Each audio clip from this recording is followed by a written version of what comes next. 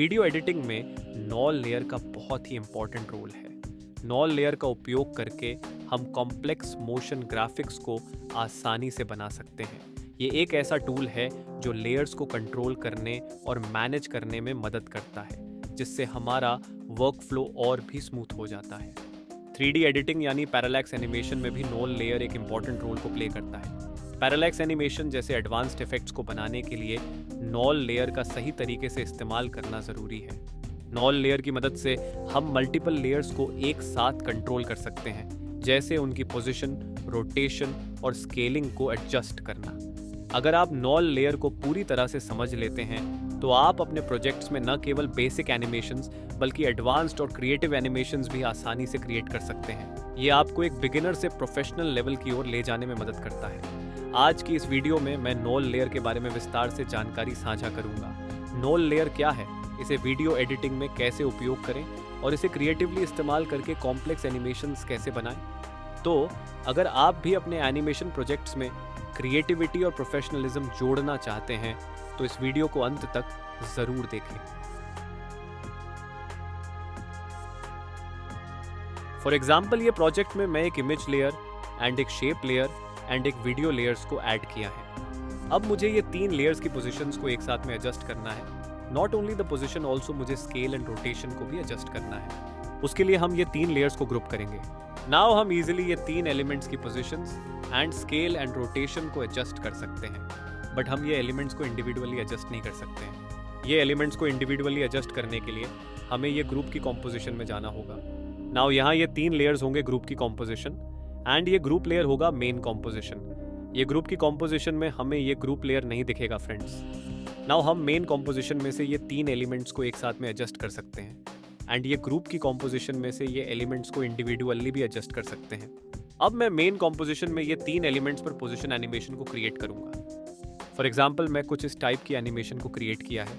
अब मुझे something around ये फ्रेम से शेप लेयर पर स्केल एनिमेशन को क्रिएट करना है। उसके लिए हमें ये ग्रुप की कॉम्पोजिशन में जाना होगा। नॉट ओनली फॉर दिस, ये 3 एलिमेंट्स को इंडिविजुअली एडजस्ट करने के लिए हमें बार बार ये ग्रुप की कॉम्पोजिशन को ओपन करना होगा। समटाइम्स हम और एक प्रॉब्लम को फेस करेंगे। फॉर एग्जाम्पल, थोड़ी देर के लिए मेन कॉम्पोजिशन में ये लेयर को कुछ फ्रेम्स फॉरवर्ड से स्टार्ट करेंगे। नाउ समथिंग अराउंड ये फ्रेम पर शेप लेयर पर स्केल एनिमेशन को क्रिएट करेंगे। नाउ यहाँ मैं शेप लेयर पर स्केल एनिमेशन को क्रिएट किया, बट ये शेप लेयर की timing and main composition layer की टाइमिंग से थोड़ा फर्क है, क्योंकि ग्रुप लेयर में ये शेप लेयर फर्स्ट फ्रेम से स्टार्ट हो रहा है एंड मेन कॉम्पोजिशन में ये लेयर कुछ फ्रेम्स फॉरवर्ड से स्टार्ट हो रहा है। इससे फ्रेम्स में फ़र्क आता है, इसीलिए हम एक नोल लेयर को ऐड करेंगे। नोल लेयर को ऐड करने के बाद फर्स्ट ये 3 लेयर्स को नोल के साथ पेरेंट करिए। नाउ हम इजीली ये 3 एलिमेंट्स को कंट्रोल कर सकते हैं with the help of null layer. At the same time ये 3 एलिमेंट्स को हम इंडिविजुअली भी ट्रांसफॉर्म कर सकते हैं।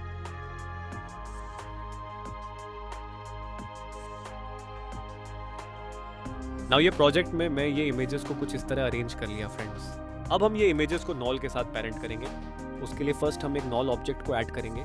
बाय डिफॉल्ट नॉल की पोजीशन कैनवस की सेंटर में होता है, आप चाहें तो चेंज भी कर सकते हैं। नाउ किसी भी लेयर को नॉल के साथ लिंक करने के लिए फर्स्ट वो लेयर को सिलेक्ट करिए। After that you will see this menu. Now यहाँ ये आइकॉन पे क्लिक करिए which is parenting icon. After that you will see this menu. ये मेन्यू में आपके प्रोजेक्ट में जो भी लेयर्स हो वो सब ये मेन्यू में दिख जाएंगे। अब ये लेयर को नॉल के साथ लिंक करने के लिए ये नॉल के ऊपर क्लिक करिए। नाउ ये पेरेंटिंग आइकॉन कुछ इस तरह ट्रांसफॉर्म होगा। इट मीन्स ये लेयर नॉल के साथ लिंक हो गया है। एट द सेम टाइम आप प्रीव्यू स्क्रीन पर एक एरो को देख सकते हैं। ये एरो आपकी इमेज या शेप के पोजीशन से नॉल के पोजीशन तक होता है। ये एरो जब आप आपकी लेयर को सिलेक्ट करोगे तभी दिखाई देता है। नाउ इसी तरह ये सारे इमेज लेयर्स को नॉल के साथ लिंक करेंगे। आफ्टर दैट नॉल लेयर को सिलेक्ट करिए। अब ये लेयर की ट्रांसफॉर्म प्रॉपर्टीज को ओपन करिए। आफ्टर दैट रोटेशन टूल पर क्लिक करिए। नाउ ये लेयर की फर्स्ट फ्रेम पर एक रोटेशन की फ्रेम को ऐड करिए। आफ्टर दैट ये लेयर की लास्ट फ्रेम पर और एक रोटेशन की फ्रेम को ऐड करेंगे। अब ये फ्रेम पर रोटेशन वैल्यू को नेगेटिव 360 डिग्री पर सेट करेंगे। आफ्टर दैट ट्रांसफॉर्म विंडो को क्लोज करेंगे। अब एक बार प्रीव्यू को देखेंगे। अब यहाँ आप एक चीज को नोटिस करिए, जब ये नोल रोटेट हो रहा तब हमारे इमेजेस भी रोटेट हो रहे हैं। एट द सेम टाइम हमारे इमेजेस रोटेट होते उल्टे भी हो रहे हैं। ये दिखने में उतना इम्प्रेसिव नहीं होता है। ऐसे फिक्स करने के लिए हमें एक टूल की ज़रूरत है। वह टूल है पेरेंटिंग हेल्पर टूल। ये टूल आपको इफेक्ट्स में अदर्स की सेक्शन में मिल जाएगा। ये इफेक्ट को किसी भी एक इमेज लेयर पर अप्लाई करिए। मैं ये एनिमेशन में मेरी इमेजेस की रोटेशन को लॉक करना चाहता हूँ। उसके लिए यहाँ रोटेशन को लॉक्ड पर सेट करिए। अब ये इफेक्ट से ये इमेज की एनिमेशन की डिफरेंस को देखेंगे। As you can see friends, ये इमेज को आप अदर इमेजेस से कंपेयर किए तो काफ़ी सारा डिफरेंस देखने को मिलेगा। नाउ यहाँ ऑटो रोटेट को हम एक्स एक्सिस पर सेट किए तो ये और डिफरेंट आउटपुट देगा। As you can see friends, auto rotate को एक्स एक्सिस पर सेट करने से हमारी इमेज गोल गोल रोटेट हो रहा है। ऑटो रोटेट को वाई एक्सिस पर सेट करने से भी ये इसी तरह गोल गोल रोटेट होता है, बट अदर डायरेक्शन से रोटेट होता है। आप एक बार ज़रूर ट्राई करिए। नाउ ऑटो रोटेट को ऑफ करेंगे। नाउ ये इफेक्ट को कॉपी करके रिमेनिंग इमेज लेयर्स पर पेस्ट करेंगे। अब ये इफेक्ट को सारे इमेज लेयर्स पर अप्लाई करने से हमारी एनिमेशन कुछ इस तरह दिखाई देता फ्रेंड्स।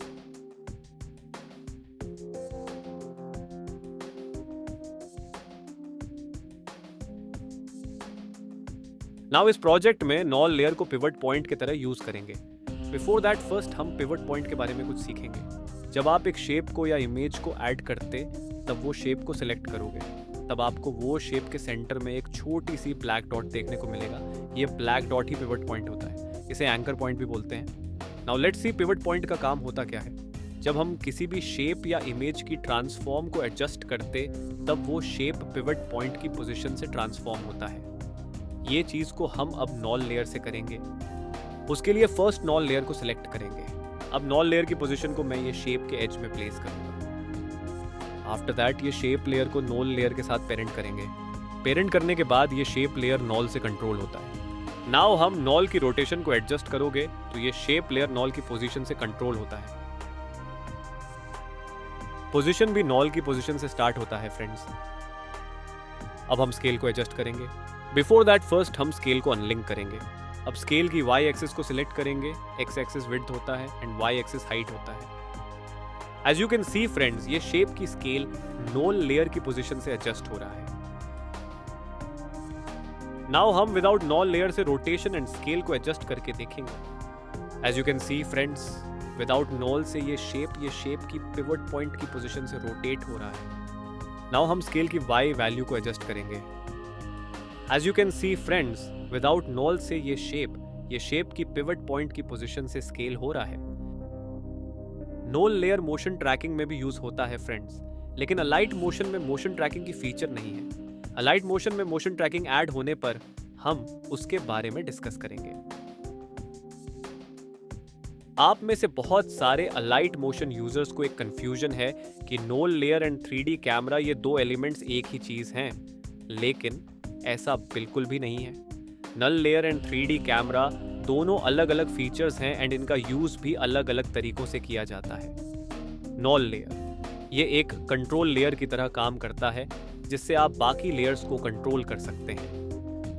3D कैमरा ये 3D स्पेस में लेयर्स को मैनिपुलेट करने के लिए उपयोग किया जाता है। 3D कैमरा की मदद से हम डेप्थ, पर्सपेक्टिव और रियल वर्ल्ड कैमरा मूवमेंट्स जैसे इफेक्ट्स को सिमुलेट कर सकते हैं। बट अलाइट मोशन में हमें 3D ट्रांसफॉर्म सिर्फ पोजीशन पर है। अलाइट मोशन में हम लेयर्स को 3D स्पेस में रोटेट नहीं कर सकते हैं। अगर आप इन दोनों फीचर्स को बेहतर तरीके से समझेंगे तो आप अपने प्रोजेक्ट्स में और भी creative and advance effects create कर सकते हैं। जब हम पैरेलैक्स एनिमेशन को बनाने की कोशिश करते हैं तो हमें नॉल लेयर या 3D कैमरा की जी एक्सिस पोजीशन को एडजस्ट करना होता है। हालांकि जी एक्सिस एडजस्टमेंट के मामले में ये दोनों टूल्स एक जैसे काम करते हैं, लेकिन इसका मतलब ये नहीं है कि नॉल और 3D कैमरा दोनों एक जैसे हैं। Knoll layer and 3D camera के बीच में मेन डिफरेंस उनके फीचर्स एंड फंक्शनैलिटीज में है।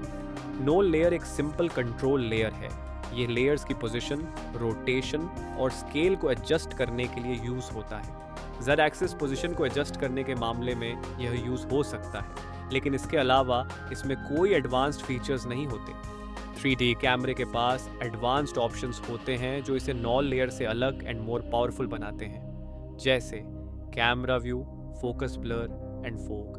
यही additional features null layer and 3D camera को अलग करते हैं। ये कैमरा ऑप्शंस के बारे में हम कैमरा की ट्यूटोरियल में डिस्कस करेंगे। इस वीडियो में जो चीज़ को मैं नॉल लेयर से दिखाया है वो चीज़ को हम विदाउट नॉल से भी कर सकते हैं। उसके लिए एक शेप को ऐड करिए। शेप लेयर को ऐड करने के बाद मैं ये शेप्स को कुछ इस तरह अरेंज कर दिया फ्रेंड्स। अब ये शेप लेयर्स को ये शेप के साथ पेरेंट कर दीजिए। नाउ हम ये शेप्स को ये शेप लेयर से कंट्रोल कर सकते हैं। बट ये एनिमेशन को एक्सपोर्ट करने से ये शेप लेयर भी एक्सपोर्ट होती है। इसे फिक्स करने के लिए ये शेप की ओपेसिटी को डिक्रीज करिए या ये शेप की विजिबिलिटी को हाइड करिए। ये करने से फाइनल आउटपुट में ये शेप लेयर नहीं दिखेगा फ्रेंड्स।